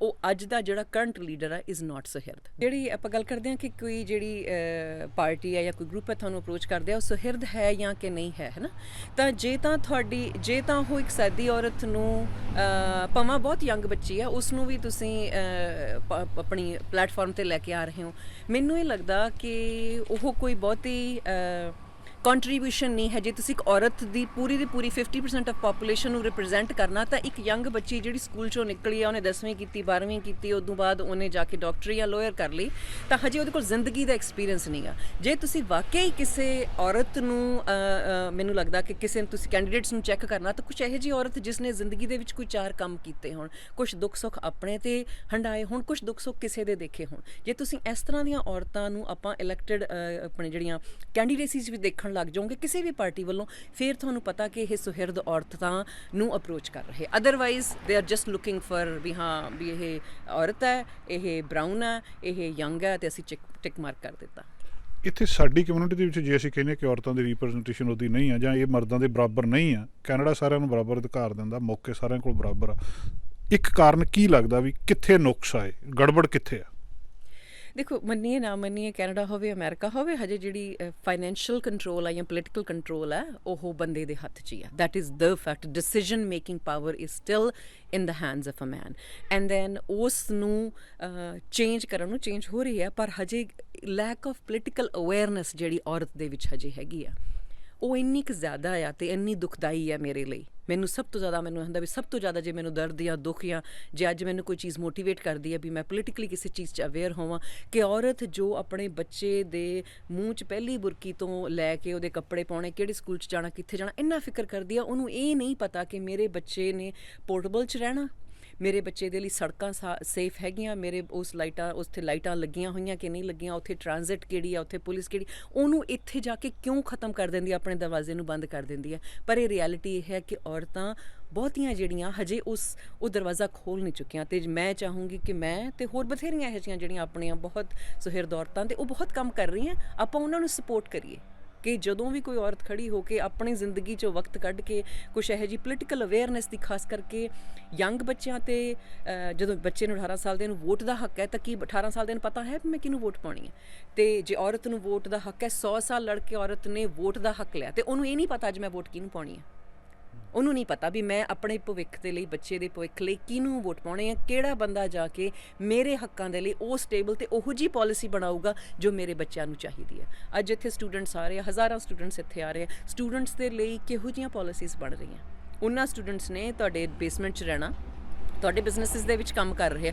ਕੱਲ੍ਹ ਨੂੰ ਉਹ ਤੁਹਾਨੂੰ ਹੀ ਸਰਵਿਸ ਕਰ ਰਹੇ ਰਾਈਟ ਸੋ ਉਹ ਅੱਜ ਜਿਹੜੀ ਗਵਰਨਮੈਂਟ ਹੈ ਭਾਵੇਂ ਉਹ ਜਿਹੜੇ ਅੱਜ ਬੱਚੇ ਆ ਰਹੇ ਆ ਉਹਨਾਂ ਨੂੰ ਜਾਂ ਤੁਹਾਡੀ ਜਿਹੜੀ ਸੀਨੀਅਰ ਕਮਿਊਨਿਟੀ ਜਿਹੜੀ ਆਪਣੀ ਬਹੁਤ ਜ਼ਿਆਦਾ ਏਜਡ ਕਮਿਊਨਿਟੀ ਹੋ ਰਹੀ ਆ ਉਹਨਾਂ ਦੇ ਹੱਕਾਂ ਦੇ ਲਈ ਕੌਣ ਆਵਾਜ਼ ਚੁੱਕ ਰਿਹਾ ਸੋ ਆਈ ਥਿੰਕ ਇਹਨਾਂ ਚੀਜ਼ਾਂ ਨੂੰ ਔਰਤ ਨੂੰ ਬਹੁਤ ਨੇੜਿਓਂ ਹੋ ਕੇ ਸੁਣਨਾ ਅਤੇ ਸਮਝਣਾ ਚਾਹੀਦਾ ਵਕਤ ਬਦਲ ਰਿਹਾ ਹੈ ਪਰ ਸ਼ਾਇਦ ਜਿੰਨੀ ਆਪਾਂ ਤੇਜ਼ ਚਾਹੁੰਦੇ ਹਾਂ ਕਿ ਬਦਲ ਜਾਵੇ ਉਨੀ ਤੇਜ਼ ਨਹੀਂ ਬਦਲ ਰਿਹਾ ਪਰ ਆਈ ਐਮ ਵੈਰੀ ਆਪਟੀਮਿਸਟਿਕ ਕਿ ਚੀਜ਼ ਬਦਲ ਰਹੀਆਂ ਗੱਲਾਂ ਇੰਡੀਆ ਦੇ ਵਿੱਚ ਜਨਮ ਹੋਇਆ ਇੱਧਰ ਆ ਗਏ ਉੱਥੇ ਹਾਲਾਤ ਵੱਖਰੇ ਸੀ ਇੱਥੇ ਹਾਲਾਤ ਵੱਖਰੇ ਆ ਇੱਥੇ ਬਰਾਬਰਤਾ ਔਰਤਾਂ ਨੂੰ ਫਾਈਨੈਂਸ਼ੀਅਲੀ ਕੰਮ ਕਰਨ ਦੀ ਖੁੱਲ੍ਹ ਜਾਂ ਮੋਟਾ ਜਿਹਾ ਜਿਹੜਾ ਇੱਕ ਦੇਖਣ ਨੂੰ ਮਿਲਦਾ ਵੀ ਉਹ ਕਾਰ ਚਲਾਉਂਦੀਆਂ ਅਤੇ ਕੰਮ ਕਰਦੀਆਂ ਕੁਛ ਲੋਕ ਕਹਿੰਦੇ ਇਨਕਲਾਬ ਆ ਗਿਆ ਸਾਰਾ ਕੁਛ ਬਰਾਬਰ ਹੋ ਗਿਆ ਇਹਦੇ ਕੁਛ ਲੋਕ ਕਹਿੰਦੇ ਫਰਕ ਨਹੀਂ ਪਿਆ ਮਤਲਬ ਇੱਕ ਓਪੀਨੀਅਨ ਆ ਇਹ ਕਿ ਸਿਰਫ ਤੇ ਸਿਰਫ ਉਹਨੂੰ ਇੱਕ ਕੰਮ ਕਰਵਾਉਣਾ ਲੋੜ ਸੀ, ਇਸ ਕਰਕੇ ਉਹਨੂੰ ਇੱਥੇ ਤੱਕ ਖੁੱਲ੍ਹ ਦੇ ਦਿੱਤੀ ਗਈ, ਫੈਸਲਿਆਂ ਦੇ ਵਿੱਚ ਉਹਦਾ ਹੱਥ ਨਹੀਂ ਆ ਅਜੇ ਵੀ। ਹੁਣ ਇਹਨੂੰ ਤੁਸੀਂ ਕਿੱਦਾਂ ਦੇਖਦੇ ਆ ਵੀ ਉੱਥੋਂ ਦੇ ਤੇ ਇੱਥੇ ਹਾਲਤਾਂ ਦੇ ਵਿੱਚ ਔਰਤ ਮਰਦ ਦੀ ਬਰਾਬਰਤਾ ਦੇ ਵਿੱਚ ਕੋਈ ਫਰਕ ਆਇਆ ਜਾਂ ਹਾਲਾਤ ਉਹੀ ਨੇ? ਨਹੀਂ, ਫਰਕ ਜ਼ਰੂਰ ਹੈ। ਉੱਥੇ ਤਾਂ ਜਿੱਦਾਂ ਐ ਸੀ ਨਾ ਵੀ ਜਿੱਦਾਂ ਮੈਂ ਸਵੇਰੇ ਕੋਈ ਗੱਲ ਕਰ ਰਹੀ ਸੀ ਕਿਸੇ ਨਾਲ ਵੀ, ਪਹਿਲਾਂ ਨਾ ਜੇ ਉੱਥੇ ਇੰਡੀਆ ਦੇ ਵਿੱਚ ਹਜੇ ਵੀ ਜੇ ਕੋਈ ਬੋਰਡ 'ਤੇ ਕੋਈ ਬੱਚਾ 13-14 ਸਾਲਾਂ ਦਾ ਬੋਰਡ 'ਤੇ ਲਿਖ ਦਿੰਦਾ ਆਈ ਲਵ ਯੂ ਕਿਸੇ ਕੁੜੀ ਨੂੰ, ਤਾਂ ਚਾਂਸਿਸ ਆ ਕਿ ਉਹਦੇ ਪੇਰੈਂਟਸ ਉਸ ਬੱਚੀ ਨੂੰ ਕੁੱਟਣਗੇ, ਮਾਰਨਗੇ, ਝਿੜਕਣਗੇ, ਸ਼ਾਇਦ ਉਹਦਾ ਸਕੂਲ ਬੰਦ ਕਰ ਦੇਣ, ਸ਼ਾਇਦ ਉਹਦਾ ਸਕੂਲ ਚੇਂਜ ਕਰ ਦੇਣ, ਹੈ ਨਾ। ਆਹ ਰਿਐਲਿਟੀ ਤੁਸੀਂ ਸੋਚੋ ਵੀ ਇੱਕ ਬੱਚੇ ਨੇ, ਨਾਈਵ 13-14 ਸਾਲ ਦੇ ਬੱਚੇ ਨੇ, ਜਿੰਨੀ ਕੁ ਉਹਦੇ ਹਾਰਮੋਨਲ ਚੇਂਜਸ ਹੋਈਆਂ, ਉਹਨੇ 3 ਅੱਖਰ ਲਿਖਣ ਦੇ ਨਾਲ ਇੱਕ ਬੱਚੀ ਦਾ ਭਵਿੱਖ ਖਤਰੇ 'ਚ ਆ ਸਕਦਾ। ਠੀਕ ਹੈ, ਇਹ ਛੋਟੀ ਜਿਹੀ ਐਗਜ਼ਾਮਪਲ ਹੈ ਆਪਣੇ ਬਾਇਸਿਸ ਦੀ ਵੀ, ਆਪਾਂ ਕਿਸ ਤਰ੍ਹਾਂ ਇੱਥੇ ਸੋਚਦੇ ਹਾਂ।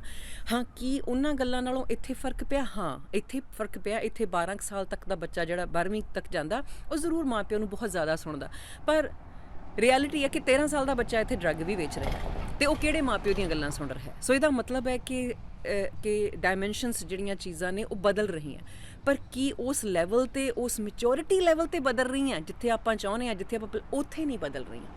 ਹਾਂ, ਉਹ ਆਪਣੇ ਡਿਸੀਜਨਸ ਬਣਾ ਰਹੇ independently, they are exercising so called their freedom. ਭਾਵੇਂ ਬੇਟਾ ਆ ਭਾਵੇਂ ਬੇਟੀ ਆ, ਉਹ 13-14 ਸਾਲਾਂ ਤੋਂ ਜ਼ਬਰਦਸਤੀਆਂ ਕਰਨ ਲੱਗ ਜਾਂਦੇ ਆ, ਆਪਣੇ ਬੱਚਿਆਂ ਮਾਪਿਓ ਨਾਲ ਜ਼ਿੱਦਾਂ ਕਰਨ ਲੱਗ ਜਾਂਦੇ ਆ, ਪਰ they are not really at the age ਜਿਹੜੀ ਉਹਨਾਂ ਦੀ ਐਜੂਕੇਸ਼ਨ ਸਪੋਰਟ ਸਿਸਟਮ ਜਿਹੜਾ ਮਾਹੌਲ ਦੇਣਾ ਚਾਹੀਦਾ ਹੈ ਨਾ, ਕਿ ਉਹ ਆਪਣੇ ਭਵਿੱਖ ਲਈ ਸੋਚ ਸਕਣ, ਇੱਕ ਕਮਿਊਨਿਟੀ ਦੇ ਲੀਡਰ ਬਣ ਸਕਣ, ਤੇ ਉਹ ਵੀ ਲੀਡਰ ਜਿਹੜੇ ਐਥਿਕਸ ਤੇ ਮੋਰਲਸ ਦੇ ਨਾਲ ਅਟੈਚਡ ਹੋਣ। ਇਹ ਨਹੀਂ ਵੀ ਮੈਨੂੰ ਕਿਤੇ ਹੋਰ ਜੌਬ ਨਹੀਂ ਮਿਲੀ ਤਾਂ ਮੈਂ ਹੁਣੇ ਹੀ ਬਣਨਾ, ਜਾਂ ਮੈਨੂੰ ਇੱਥੇ 60,000 ਵੱਧ ਮਿਲ ਜਾਣਾ ਇੱਥੇ। ਸੋ ਇਸ ਤਰ੍ਹਾਂ ਦੇ ਲੀਡਰ ਨਹੀਂ, ਜਿਹੜੇ ਲੀਡਰ ਹੁੰਦੇ ਸੀ ਜਿਹੜੇ ਕਿ ਵੀ ਐਕਚੁਅਲੀ ਅਸੀਂ ਕਮਿਊਨਿਟੀ ਨੂੰ ਕਿਸ ਦਿਸ਼ਾ ਵੱਲ ਲੈ ਕੇ ਜਾ ਰਹੇ ਹਾਂ। ਮੈਨੂੰ ਲੱਗਦਾ ਕਿ ਉਹੋ ਜਿਹੇ ਲੀਡਰਸ ਡਿਵੈਲਪ ਕਰਨ ਦੇ ਲਈ ਹਜੇ ਵੀ ਕੈਨੇਡਾ ਉੱਥੇ ਲੈਵਲ 'ਤੇ ਨਹੀਂ ਪਹੁੰਚਿਆ, ਪਰ ਕਿ ਜਿਹੜੀ ਇਨੀਸ਼ੀਅਲ ਫਰੀडम ਹੈ, ਜਿਹੜੀ ਬੇਸਿਕ ਜੀ ਕੱਚੀ ਜੀ ਫਰੀडम ਹੁੰਦੀ ਹੈ, ਉਹ ਜ਼ਰੂਰ ਇੱਥੇ ਬੱਚਿਆਂ ਨੂੰ ਮਿਲਦੀ ਹੈ। ਇੱਕ ਸਵਾਲ ਨਿੱਜੀ, ਤੁਸੀਂ ਰਾਜਨੀਤੀ 'ਚ ਕਿਉਂ ਨਹੀਂ ਗਏ ਅਜੇ ਤੱਕ?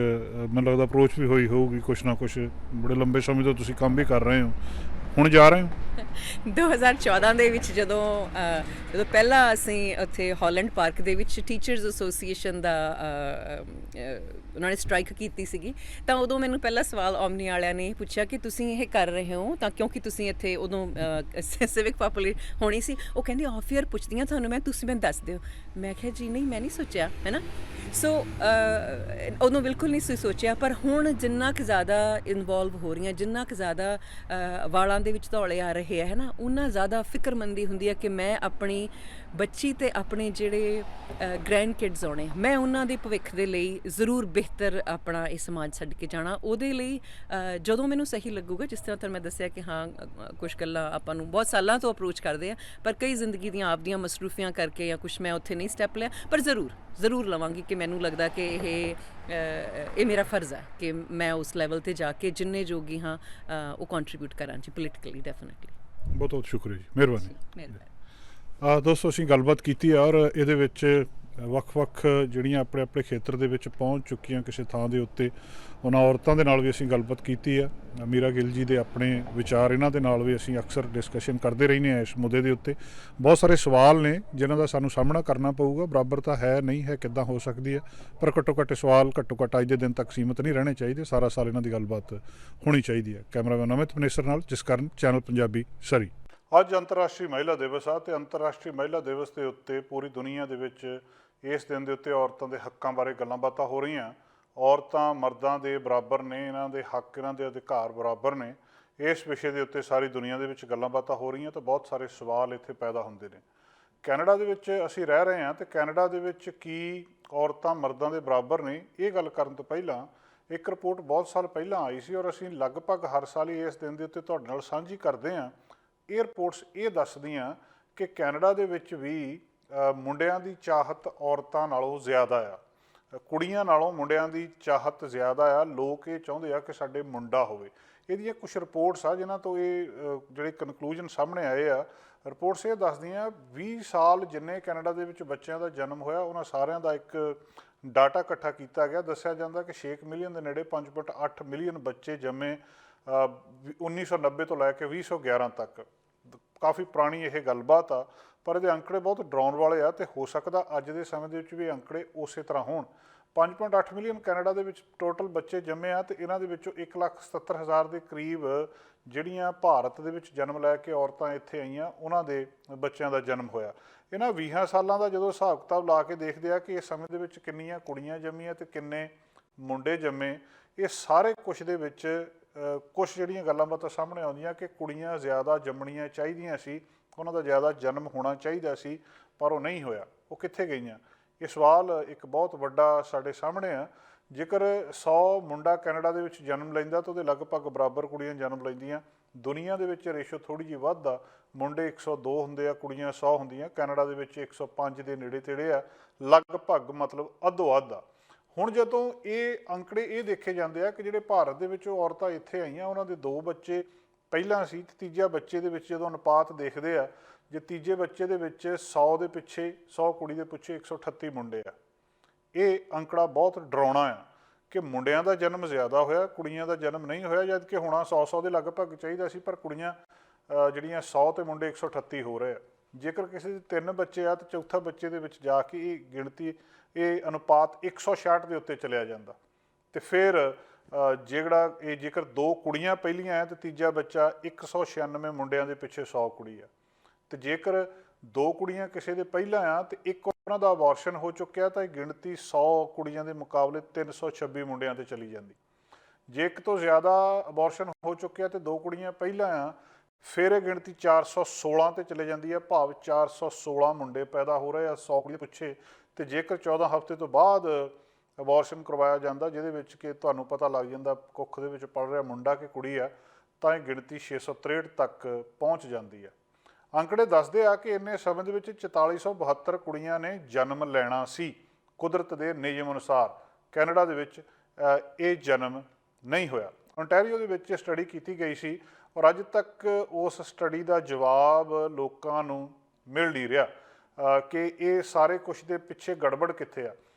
ਇੱਕ ਇਹ ਵੀ ਉਹਨਾਂ ਨੇ ਖੋਜਬੀਨ ਕੀਤੀ ਸੀ ਕਿ ਜਿਹੜੇ ਅਗਲੀ ਪੀੜ੍ਹੀ ਆ ਇੱਥੇ, ਉਸ ਪੀੜ੍ਹੀ ਦੇ ਵਿੱਚ ਭਾਵ ਜਿਹੜੇ ਮਾਪੇ ਇੰਡੀਆ ਤੋਂ ਪੰਜਾਬ ਤੋਂ ਆਏ ਸੀ, ਇੰਡੀਆ ਦੇ ਕਿਸੇ ਵੀ ਥਾਂ ਤੋਂ, ਉਹਨਾਂ ਦੇ ਉਹ ਇੱਥੇ ਆ ਕੇ ਜਦੋਂ ਸਾਊਥ ਏਸ਼ੀਆ, ਮਾਫੀ ਚਾਹੁੰਦੇ ਹਾਂ ਪੂਰੇ ਦੇ ਵਿੱਚੋਂ, ਸਾਊਥ ਏਸ਼ੀਅਨ ਜਿਹੜੇ ਮਾਪੇ ਆ ਉਹਨਾਂ ਦੇ ਬੱਚਿਆਂ ਦੇ ਅੱਗਿਓਂ ਜੇਕਰ 2 ਕੁੜੀਆਂ ਤੋਂ ਬਾਅਦ ਦੇਖਿਆ ਜਾਵੇ ਤਾਂ ਉੱਥੇ ਵੀ 280 ਮੁੰਡੇ ਆ 100 ਕੁੜੀ ਦੇ ਪਿੱਛੇ।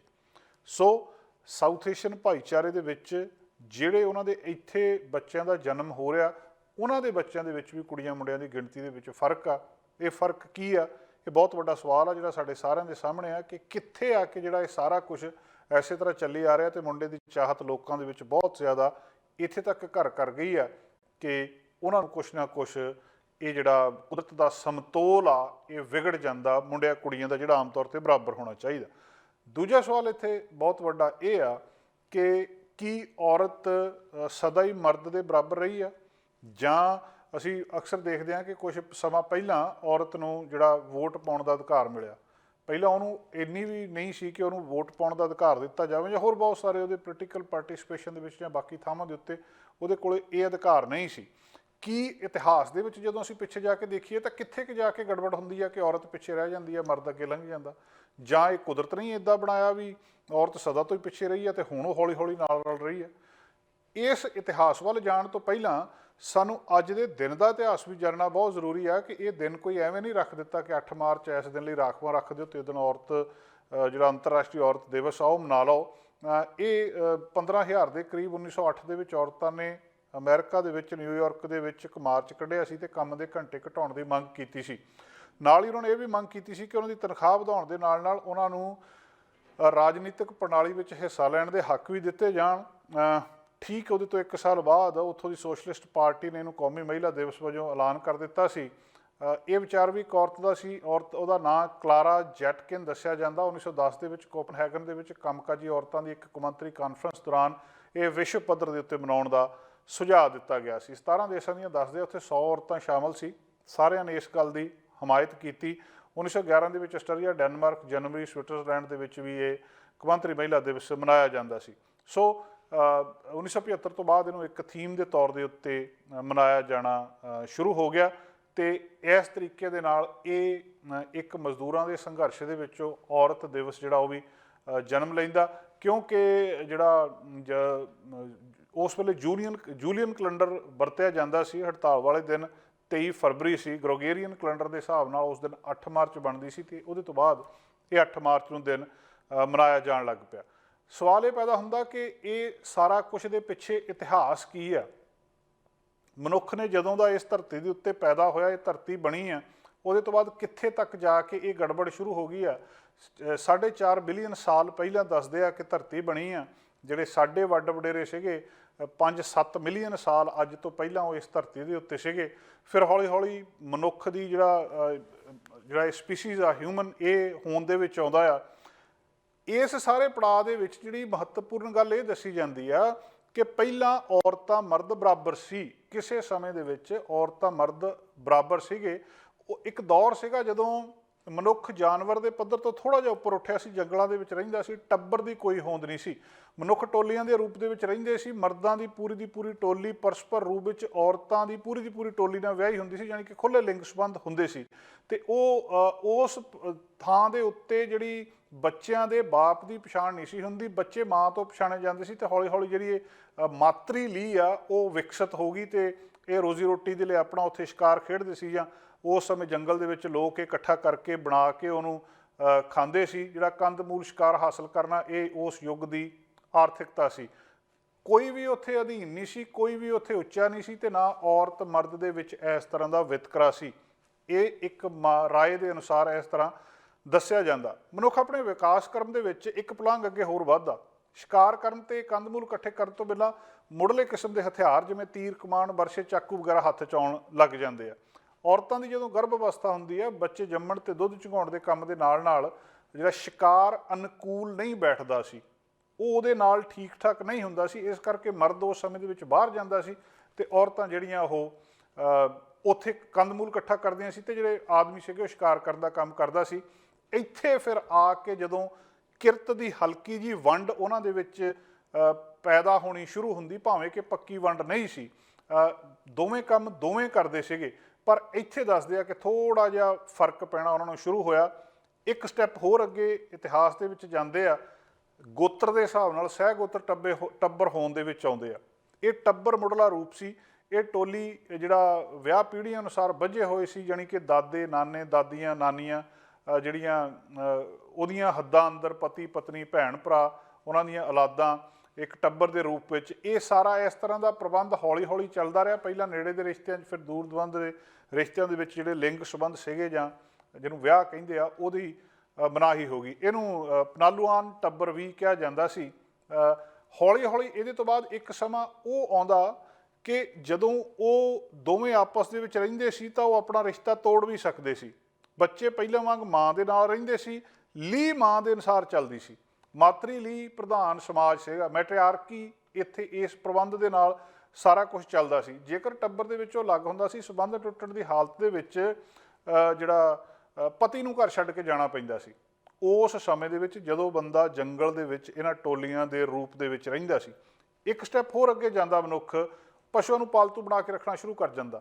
ਉਹਨੂੰ ਵੱਗ ਤਿਆਰ ਕਰ ਲੈਂਦਾ, ਪਸ਼ੂਆਂ ਨੂੰ ਪਾਲਤੂ ਬਣਾਉਣਾ, ਉਹਨਾਂ ਦੀ ਸਾਂਝੀ ਸ਼ਕਤੀ ਨੂੰ ਸਾਂਭਣਾ, ਫਿਰ ਉਹਦੇ ਨਾਲ ਉਹ ਇਸ ਥਾਂ ਦੇ ਉੱਤੇ ਫਿਰ ਜਿਹੜਾ ਉਹ ਇਹ ਸਾਰੇ ਪ੍ਰਬੰਧ ਨੂੰ ਆਪਣੇ ਹਿਸਾਬ ਦੇ ਨਾਲ ਚਲਾਉਣ ਦੀ ਕੋਸ਼ਿਸ਼ ਕਰਦਾ।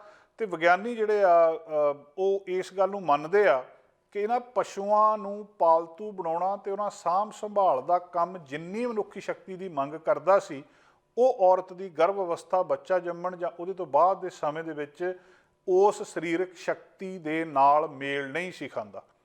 ਇਹਨਾਂ ਵੇਲਿਆਂ ਦੇ ਵਿੱਚ ਫਿਰ ਉਸ ਔਰਤ ਦੀ ਜਿਹੜੀ ਦਿਮਾਗੀ ਜਾਂ ਜਿਸਮਾਨੀ ਜਿਹੜੀ ਸ਼ਕਤੀ ਆ, ਉਹਦੇ ਨਾਲ ਫਿਰ ਜਦੋਂ ਉਹ ਮਰਦ ਦੀ ਲੋੜ ਪੈਂਦੀ ਆ ਇਸ ਥਾਂ ਦੇ ਉੱਤੇ, ਇੱਥੋਂ ਫਿਰ ਫਰਕ ਪੈਣਾ ਸ਼ੁਰੂ ਹੁੰਦਾ, ਇੱਥੋਂ ਫਿਰ ਹਿੰਸਾ ਸ਼ੁਰੂ ਹੁੰਦੀ ਆ। ਇਹਦੇ ਤੋਂ ਬਾਅਦ ਫਿਰ ਮਨੁੱਖ ਦੇ ਕੋਲ ਇਹਨਾਂ ਚੀਜ਼ਾਂ ਦੀ ਬਹੁਲਤਾ ਹੁੰਦੀ ਆ।